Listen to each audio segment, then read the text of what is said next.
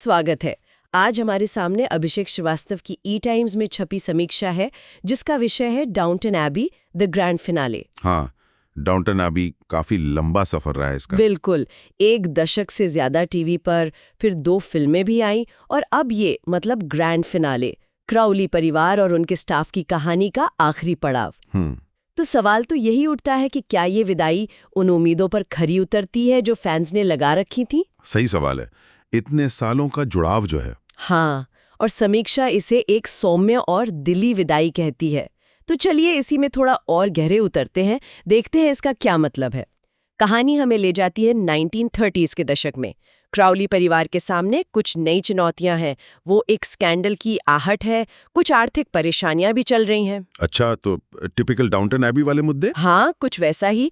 और जो नई पीढ़ी है, लेडी मैरी और लेडी एडिथ, वो अब ज्यादा जिम्मेदारियां उठा रही हैं। ये नेचुरल प्रोग्रेशन लगता है कहानी में। बिल्कुल। और वहीं दूसरी तरफ कार्सन और मिसेस ह्यूज जैसे पुराने वफादार, वो अब रिटायरमेंट के बारे में सोच रहे हैं। तो पुराने और नए का एक बैलेंस बनाने की कोशिश। हाँ, रिव्यू यही कहता है कि कुछ नए और पुराने चेहरे कहानी में थोड़ा हास्य और हल्का तनाव तो लाते हैं, पर जो मेन फोकस है वो परिवार के अंदरूनी मामलों को सुलझाने और रिश्तों को सहेजने पर ही है। सब कुछ उसी जानी पहचानी शानदार दुनिया में घट रहा है।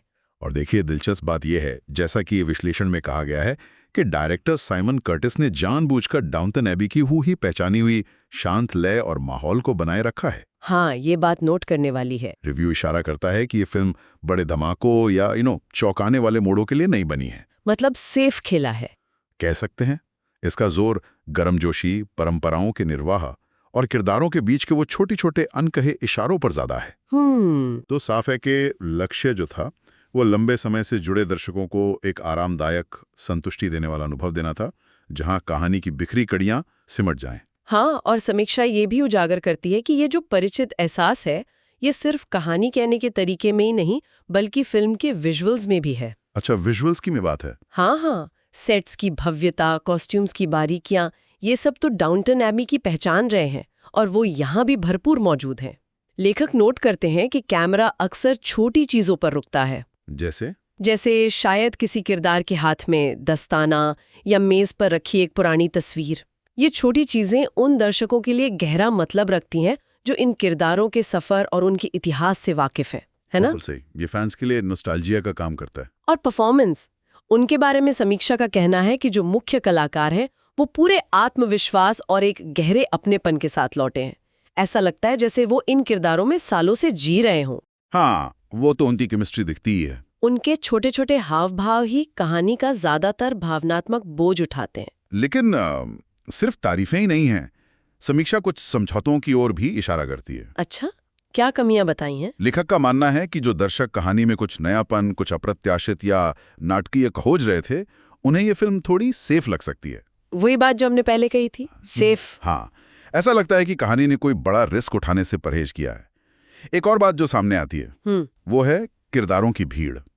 बहुत सारे किरदार हैं में से। इतने सारे किरदारों और उनकी सब स्टोरीज को समेटने की कोशिश में फिल्म थोड़ी भरी हुई, थोड़ी ओवरस्टफ्ड महसूस होती है। तो मतलब सबको बराबर टाइम नहीं मिला। एग्जैक्टली।